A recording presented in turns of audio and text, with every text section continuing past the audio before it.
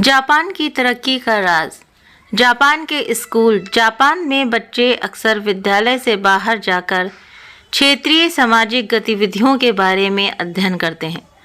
वाहन कारखाना कैसा होता है, पुलिस कर्मियों की दिनचर्या कैसी होती है जैसे प्रश्नों के उत्तर हासिल करने के लिए वे असल में कारखाने या पुलिस के यहाँ जाकर अपनी आँखों से पूरा काम देखते हैं और कर्मचारियों से सीधे बात करके अपना ज्ञान बढ़ाते हैं।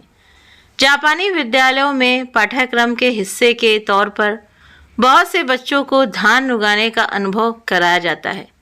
पानी से लबालब खेतों में बच्चे अपने हाथों से बुआई करते हैं, फूलों के खिलने इत्यादि पर गौर करते हुए फसल की बढ़त पर नज़र रखते हैं और चक्रवाती तूफानों में फसल की सलामती की दुआ करते हैं। बच्चे फसल की कटाई का काम तक करते हैं। अंत में मध्याह्न भोजन में साथियों के संग प्रकृति के वरदान का आनंद लेते हैं। किताबी ज्ञान से अलग अनुभव से प्राप्त ज्ञान बच्चों के लिए खजाना होता है। जापानी विद्यालयों में कानून के अनुसार नियमित रूप से स्वास्थ्य जांच होती है। न केवल कद और वजन मापा जाता है बल्कि आँखों की रोशनी व मूत्र जांच इत्यादि भी किए जाते हैं। रोग या समस्या की पहचान होने पर तुरंत उपचार किया जाता है। दंत चिकित्सक द्वारा दांत में कीड़े की जांच और ठीक से मंजन किया जा रहा है या नहीं, इसकी परीक्षा भी होती है। जापान के प्राथमिक विद्यालय से लेकर उच्चतर विद्यालय तक सुलेखन की कक्षा होती है। छोटी कक्षा के छात्र पेंसिल व कलम से और तीसरी कक्षा से ऊपर के छात्र पारंपरिक लेखन सामग्री ब्रश व स्याही का प्रयोग करते हुए बड़े अक्षर लिखने का प्रयास करते हैं।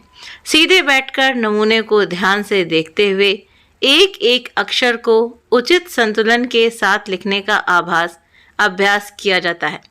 जापान में सुंदर लिखाई पर बल दिया जाता है। जापानी स्कूलों में ज्ञानवर्धक और दैनिक जीवन में उपयोगी कौशल सिखाने वाली रोचक कक्षा होती है। सब्जियों को विभिन्न आकारों में काटना सीखना, एहतियात से चाकू या आग का प्रयोग करते हुए पौष्टिक व संतुलित आहार स्वयं सोचना और फिर उसे पकाकर खाना। इनके अलावा बटन टाकना, सिलाई मशीन से सिलना, आरी और कीलों से कोई उपयोगी सामान बनाना इत्यादि। जानिए गृह विज्ञान के पाठ्यक्रम के बारे में जो निसंदेह भविष्य में सभी के काम आएगा। जापान में भूकंप, त्सुनामी, बाढ़ आदि प्राकृतिक आपदाएं अक्सर आती रहती हैं। इनके मद्देनज़र विद्यालयों में भी नियमित रूप से आपदा अभ्यास किए जाते हैं। भूकंप आने पर सबसे पहले क्या करना है, अग्निकांड के समय किन बातों का ध्यान रखते हुए सुरक्षित स्थान पर पलायन करना है इत्यादि कि ऐसी परिस्थितियों में अपनी जान बचाने के बारे में बच्चे अभ्यासों से सीखते हैं। जापानी विद्यालयों में खेल कूद अनिवार्य विषयों में से एक है।